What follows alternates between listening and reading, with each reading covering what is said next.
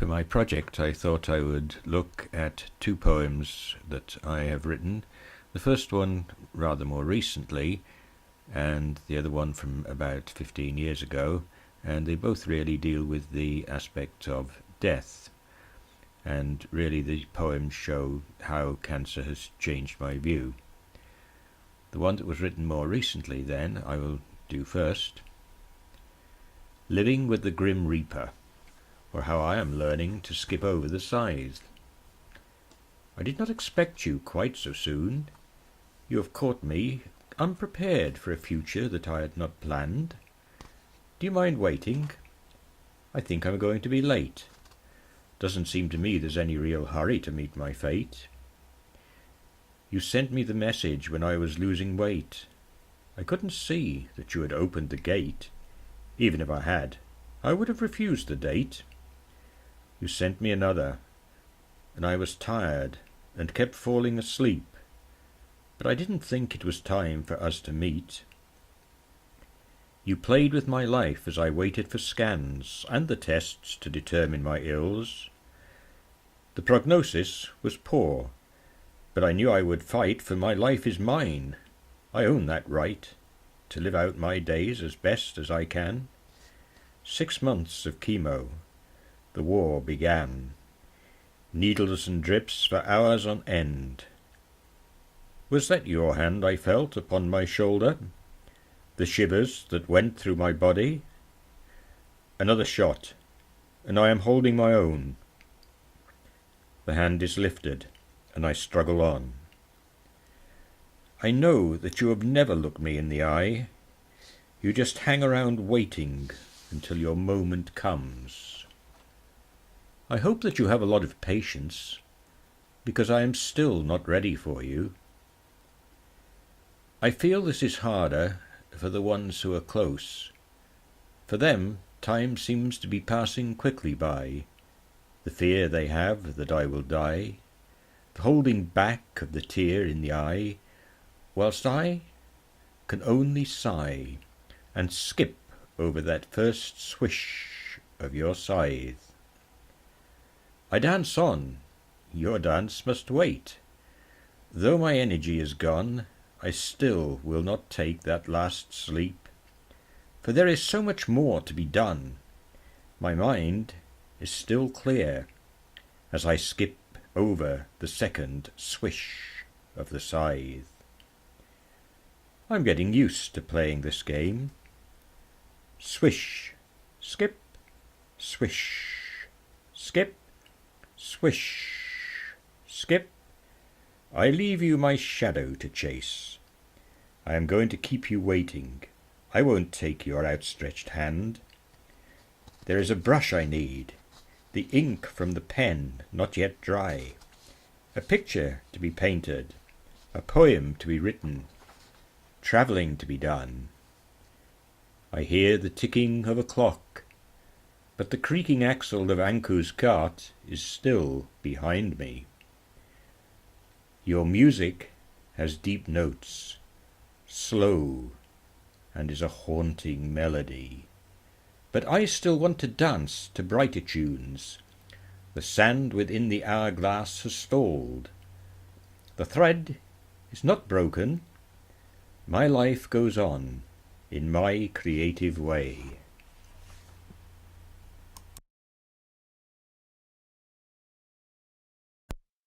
The second poem then was written in 2002 and is called Night Stirred at Aberfrau, and I think shows a sort of level of discomfort with the idea of death that I had at that time.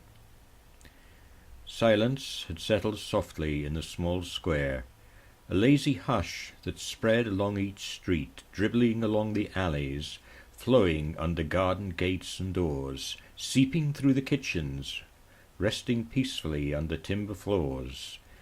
The towel upon the taps lay folded neat, the smell of beer still lingering in the air. The magic powder man had gone home to sleep, his nightly rounds untroubled by a silent law. Curtains cuddled closed, blinds brushed the window-sill. A lazy dog gave one last glow, turned to ash, then was still. The dreaming cat, finding peace, drew in the claw. Silence slipped in when sound had ceased to creep. All slept, save within the mill by the Avon Frau, where a cauldron on the stove still slowly bubbled, essence from herbs gathered among the dunes being distilled, the potency within the last 3 precious drops to be filled. A foam within the pot crept o'er. Clearly troubled, gap-toothed Di watched uneasily with worried brow. All was quiet, except for the cruising broom that came in low beneath the old stone bridge, its rag-robed rider rolling to a halt beside the weighty wheel. The owl that followed fell silently upon its evening meal. Far to the south a green glow from Nantley Ridge threw out its omen like an opening womb. Along shuttered streets the candles flickered out. In Crogloft cots men stirred within their dream. Black cat's back arched, its bristle stiffening like a knife. Hush! Was that a scythe swishing against a thread of life? A sky-clad girl upon the beach let out a scream. In Cuivan's church a priest now knelt in doubt. Marram roots shrank to take hold within the sand. Nervous rabbits woke and shivered in their holes, though the autumn night was warm and barely damp. On Innis Llanddwyn oil ceased to burn within the lamp. Within the passage grave a voice called out for souls. Through the stable door groped a blackened hand. Upon the dunes grains of sand began to shift, though the air was still upon the bay.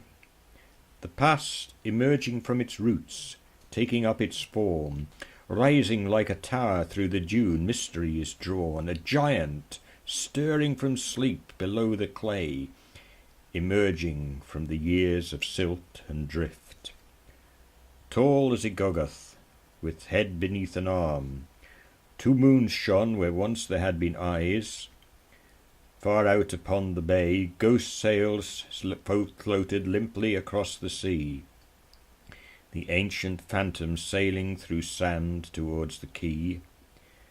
Behind the mill, the sluice gates start to rise.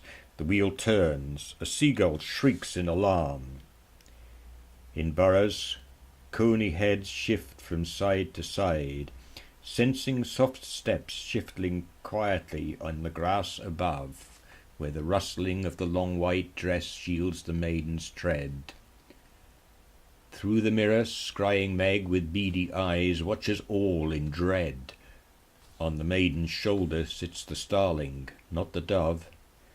Yonder with starlit wand stands the fairy guide. Stick figures from dwarf willow gallop the round, chattering figures calling curses on the scene, spells of evil, charms of harm smouldering upon the air. A rape conceived, a bastard son emerges from his lair.